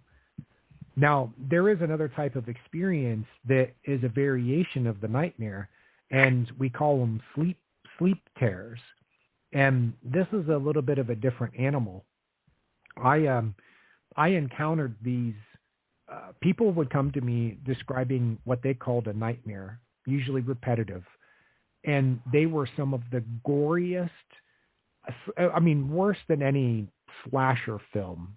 These were horrible nightmares, full of violence and death and gore, and then other times it was like in the deepest pit of hell, getting flayed alive by demons, burning in a pool of acid, watching their loved ones get crucified. Some of the worst things you've ever seen. And we would try traditional dream interpretation techniques on them, and it wouldn't get anywhere. We would try dream work methods, active imagination, Gestalt, wouldn't get anywhere with it. And what we figured out was that this is energy of trauma that is trapped in the body. And when you go to sleep, you're relaxed enough for it to release. And it's supercharging the nervous system as you're asleep. So and I'll give you an example. I learned this from someone I know, someone I consider to be a good friend, who was telling me about these nightmares he was having, and I tried all the techniques of analysis and dream work, and it wasn't getting us anywhere. He was like, "Thanks, dude. This is enlightening, but it's not helping. I'm still having these nightmares. Nothing's fixing it." And we couldn't find anything in the content of the nightmares themselves that we could relate in parallel to what was going on presently in his life. But when we dug into his past, we found trauma that he'd experienced, life and death trauma. Gun pointed at you by your drunk stepfather saying, "Say your prayers, kid, because it's lights out." And thinking that you're about to die, knowing that's what he's drunk enough and he's crazy enough and he's violent enough that he's probably going to do it. And the shotgun is loaded, and it's pointed at me. And he experienced this as a teenager. And that stress, he lived through it. He didn't get shot, obviously, but he lived through the stress and the trauma, and he just went on with his life. And now he's in his 40s, and it's all coming back up again. He would relax enough when he was asleep so that his body would release the energy. And now, while he's asleep, he's experiencing the adrenaline surge of a life or death situation as if it's happening right now. And that's what was causing his sleep terrors. And the treatment for something like that is not, analysis, dream analysis and dream work can help some. But what I found is that it's better to address it at its source as something that is happening physically. It's involving your nervous system, and you need to work it out physically. Do Qigong, yoga. You know what my friend did? He learned Krav Maga, which is this Israeli special forces martial art it's hand-to-hand combat. It's not like these pretty kung fu guys doing all the flips and twirls and stuff like that, This is like brutal, grab hold of the guy and, ram your fist down their throat, whatever's most effective way of being able to defend yourself and, the most efficiently in the situation. It's close combat, very violent. And he became great at it very quickly because he had all this stuff in his body that needed to come out, this energy, this crazy, manic, traumatic, violent energy. It needed to find some kind of expression. And he found a healthy way of doing it by learning a martial art and using that to express it physically. And by the way, helping him to get control of his anger, because he was part of learning the martial art was also making a vow that he wouldn't use his, ability to kill people, with his bare hands, that he wouldn't abuse that power. So it actually helped him in many ways. And if anybody out there is experiencing sleep terrors, I suggest that they look into ways of expressing it, working on it physically. Now that's super with adults, but children have night terrors too. And young children that the most violent thing as young as 2 years old is birth. Yeah. Yeah.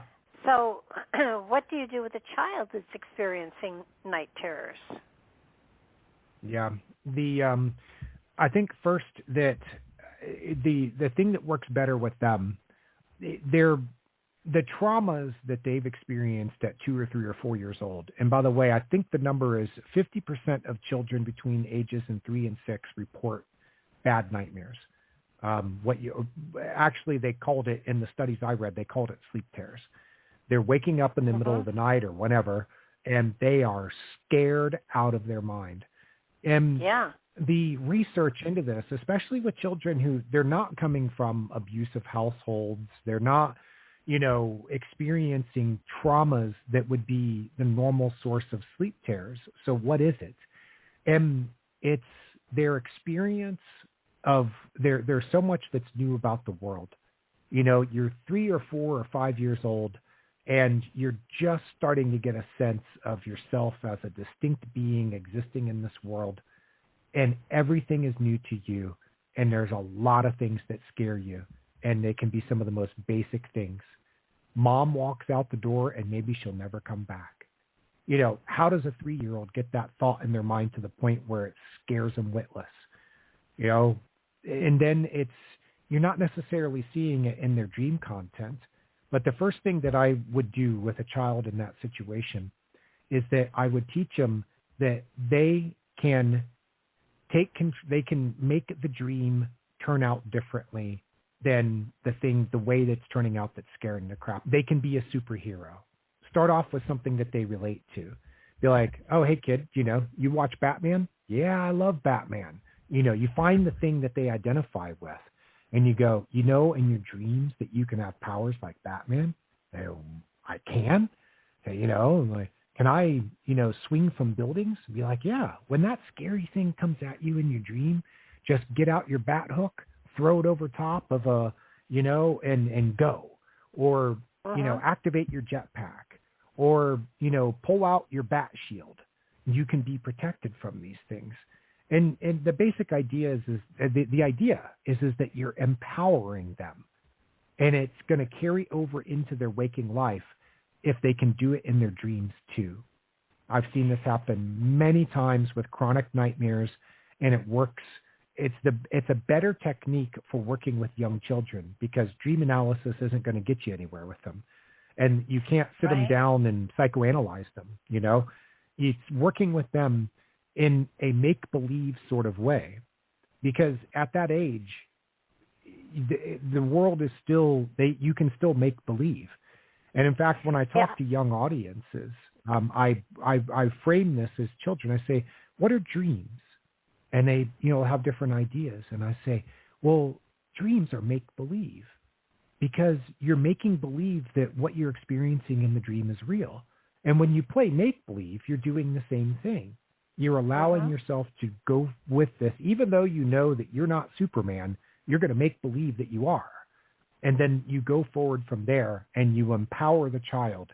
And hopefully it carries over into their dream life so that they can go, oh yeah, that guy told me that next time I see the scary thing in my dream that I can be Batman or my favorite superhero and I can have the power to be able to defeat the monster or get away from it.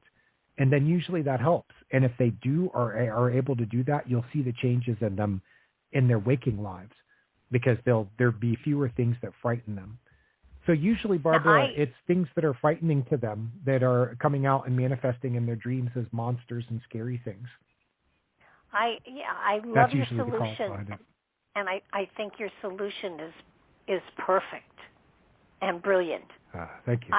I would suggest that sometimes what they're experiencing is a past life, is how they died in a past life. Yeah. And young children are, those memories are more readily accessible to them. Especially 2, 3. Death memories are. Yeah. I'm also the moderator of the Past Lives and Reincarnation forums at Reddit. These are sort of my babies. The Past Lives community in particular has turned into a really thriving, vibrant community, international in scope, and we've brought in a lot of experts on the subject from past life regression and people like Jim Tucker who are on the academic side of it. He's a professor at the University of Virginia. He's written books about children's past lives, and there's hundreds of these cases where these kids have come up with information off the top of their head or in their dreams that were later verified as being memories from a past life. Verified. Oh, absolutely. Not conjecture, verified. Now, I have found also sometimes behind dreams, since we mentioned past lives, sometimes nightmares can be caused because there's something from the past life that's unresolved and coming forward. In my new book, I share a story from my own life of generational trauma that first entered my nightmares at 9 years old. Took me 30 years and a trip to a shaman to finally resolve it. There's also, there's sometimes that there can be generational traumas that are behind nightmares. I had one guy I was helping with, he had recurring nightmares about a black wave of death sweeping across the landscape. And he knew that there was no escaping it. He's there with these other people and they're all just watching it approach. And they know that these are their last moments alive. And he said it happened over and over again.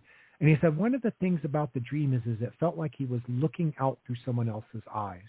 He's like, I felt myself there, but it was if I was more of an observer experiencing from the inside out what this person is experiencing as they're realizing that their life is soon going to end. And I said, did your ancestors experience a black wave of terror? And he said, yeah, Poland, 1939. The Nazis came in and wiped them out. And I said, wow. It's like, that sounds to me like you're experiencing generational trauma. And he grabbed hold of that and said, I'm convinced that that's what it was. And I've seen many other cases of this. There was one guy, it also was a case that I explored with a guy through his past life dreams. He said that he would dream over and over again that he was a Civil War soldier. He was a Confederate. The Union soldiers broke the line, and he said that he defied orders and he ran back to his home, which was nearby. He gets there too late, and he sees that the home is on fire, that people are running out of the home, and they're getting mowed down, actually said bayoneted, as they're coming out of the home. The Union soldiers were killing him. And he said that he had to sit there and hide in the bushes because he knew that if he ran out that he wasn't going to be able to save anyone, and he was just going to die in the end. So he had to sit there like a coward, well, smart coward, but that's the way, that's what he's thinking in his mind. Barbara, he was 3 years old when he had those dreams. 3 years old. He's dreaming about the Civil War. He knows the difference between Union and Confederate. He knows that he's a Confederate. He sees his home and his family going, he sees everything going up in flames. And rather than wasting their bullets, which back in the 1860s were very precious, when the soldiers had killing to be done, when they were up against someone who's unarmed, or in other situations, the bayonet was the weapon of choice. So he's dreaming about this stuff very accurately, and he's not even 4 years old yet. And he's dreaming about it night after night. So I said, this is a past life memory. I didn't have to convince him of it. He already knew it. But it taught me a lot about how to identify when a dream is bringing in past life memories. And one of the ways that I can tell is 3-year-olds can have night terrors. I've seen the content from, the reports. There have been studies of young children and their nightmares. And you can see, it's often like cartoon monster, or, somebody's breaking into the house, some bad man stole mommy. These, you can look at the content and say, yeah, these are the fears of a young child coming out. But to be a Confederate soldier breaks, watching your family be slaughtered in a very realistic and historically accurate way. You couldn't have seen it in a movie. Like the things that people try to use to write it off, you can check those off the list because they don't apply. And the only thing left over when you're done is they must be tapping into past life memories, which once you know that past lives are real, then it's not such a stretch. When the Statue of Liberty was rededicated long ago, my mother and my son and friends, we went down into the city to see it, and coming back, they hadn't put on extra trains. So the rush of people into Grand Central Station was just phenomenal. And at one time, the crowd was so thick and surging. I looked at my friend that I was standing next to. I said, "This is so weird. My feet are both off the ground. I'm just being carried along in the crowd." And I said, and without thinking, I said, "This is what it was like in the cattle cars going to Auschwitz." And he looked at me and said, "What are you talking about?" I said, "My name was Sarah, and I was in one of those cattle cars." And it was so real. I could smell what it smelled like. And then, of course, we just went on. But that memory of being in that crowd, that packed that tightly, and being surged forward, it threw me back. And, all I know is my name was Sarah, and at the time I was 12 or 13 years old, and I died there. But it was the weirdest thing ever, and I said it so matter-of-factly, this is what it was like in the cattle cars going to Auschwitz. And My friend remembers it to this day. He said it was the strangest thing he ever experienced because I was talking as though I knew exactly what I was talking about. I was describing the cattle car. I was describing the people around me and what I had on. I mean, it was phenomenal. But yeah, So an environmental factor triggers the memory. Yeah. Yeah, it can happen to anybody. At that particular time, I wasn't really into this field that heavily or anything like that. So that I think what I want people to understand is this can happen to anyone at any time. And if you're sensitive enough to respond to it and write it down and pay attention to it, you have the beginnings of an amazing journal that can take you. You can travel through your own life, but through possibly other lifetimes as well, and it can give you insight into your own psyche that years of therapy won't give you. So what you provide is a tool that is not only is it enlightening, but it gives people tools to have better control over their life and what they do with it, which I think is the best part of it all. And they're the same tools that you work with dreams that you can work with visions and intuitions, feelings, things that seem to come out of the blue. It can help you to decipher experiences of synchronicity, of ESP and other psychic functioning. And, we started off talking about remembering dreams. And if we can revisit that real quickly, you mentioned writing this stuff down as it happens. Very important. My dream journal, I used to keep a separate journal, but now I have things that have come to me through past life regression sessions. I write it in my dream journal. Other things that happen, experiences of synchronicity. That thought crossed my mind of someone I haven't talked to in ages, and next thing I know, my phone's ringing. It's that person. Those things that happen, they're easy to forget, but it's a skill that you develop like any other skill, and the more that you practice it, the better that you're going to get at it.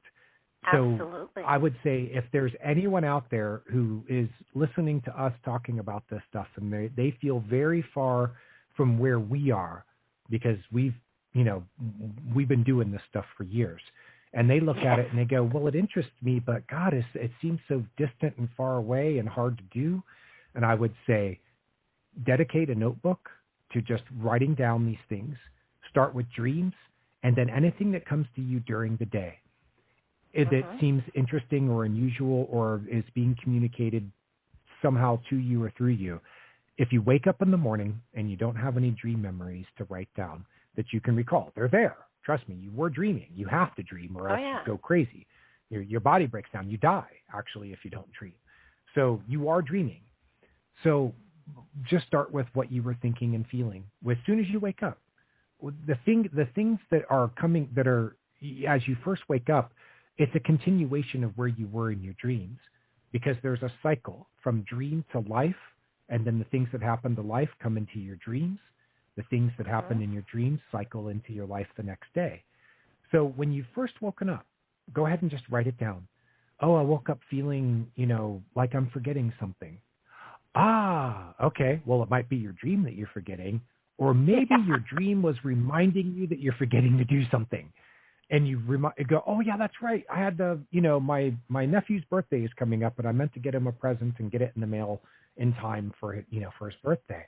That's right. I remembered that yesterday. It came to my mind, but I was busy at the time, and I didn't write it down to remind myself. So now it's coming up in your dreams.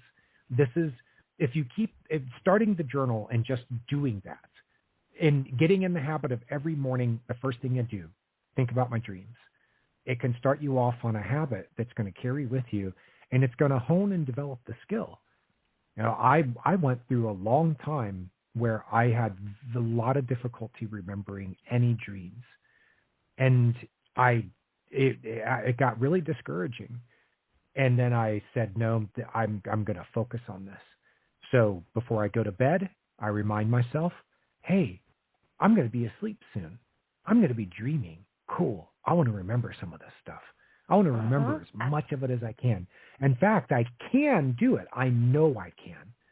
So then that carries me through the dreaming night. If I wake up in the middle of the night, I got to use the bathroom, or I just wake up naturally, first thing on my mind, what was I dreaming about?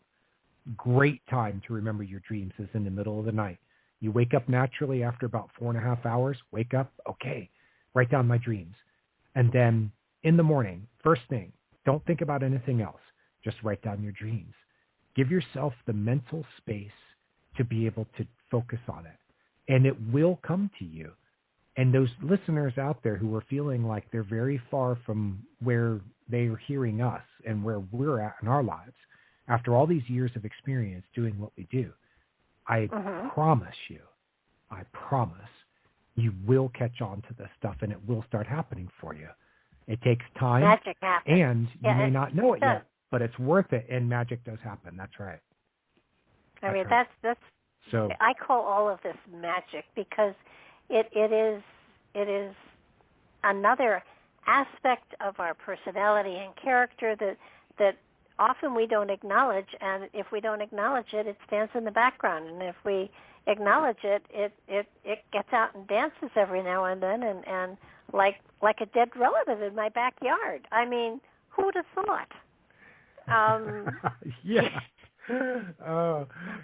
But you followed your hunches and feelings, and I did. I jokingly said to my son when I moved down here, because my family, the part that I really know the most about, we're Northeasterners. I mean, absolutely. And my son said, "So you're going to come down and be a northerner in the South?" And I looked at him finally and I said, "Not me. I'm a Southerner by marriage." And that's right. It's in your blood. It's in your DNA. I used to live in North Carolina outside of Raleigh, right next to an area called Cary, and they called it the containment area for relocated Yankees because you'd have all these people who would move into this, because Cary was a wealthy suburb. And it was true. There were very few natives who lived there, but I found myself very quickly kind of catching on to the lifestyle down there.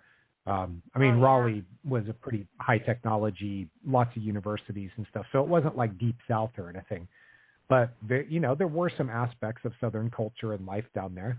And I'm pretty sure that there was something that activated in me that went back to the Civil War, because I've had this feeling for years, decades. I've had this feeling that I participated in that war or was somehow involved in it, maybe extraneously, maybe as a leader of a political leader, or, maybe not necessarily like a soldier, maybe the father or mother of, someone who was in the war, something like that deeply affected me.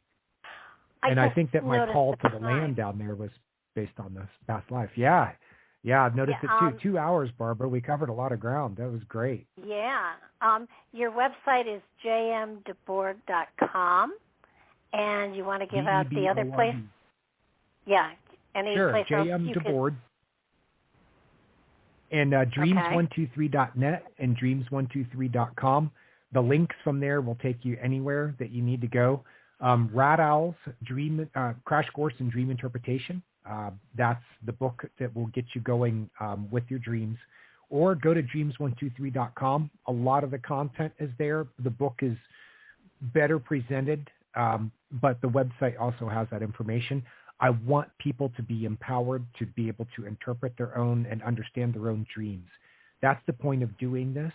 And I created this system so that anyone and everyone can interpret their own dreams. So dreams123.com. Hopefully we've got a lot of dreamers here tonight, and they'll give it a shot and surprise themselves. Thank you so much. It's been such a pleasure, as always. Thank you, Barbara. Thank you for having me on your show and taking the time to help me to get the word out there that everyone can understand and benefit from their dreams. I really appreciate it. Absolutely. And good night, everybody. Do tune in tomorrow. I have Gary Wayne on, and we're going to be talking about COVID and end times. Should be interesting. It's going to be more than interesting. Take notes, please. Do check out the YouTube channel. Check it out. See what's on. There are lots and lots of shows, over 500 shows there. And if you like what you see and enjoy what you're listening to, please do subscribe. That's how we know you're listening, because we see those numbers going up. Thanks for joining us. Good night, everybody, and have a great day tomorrow. Bye-bye now.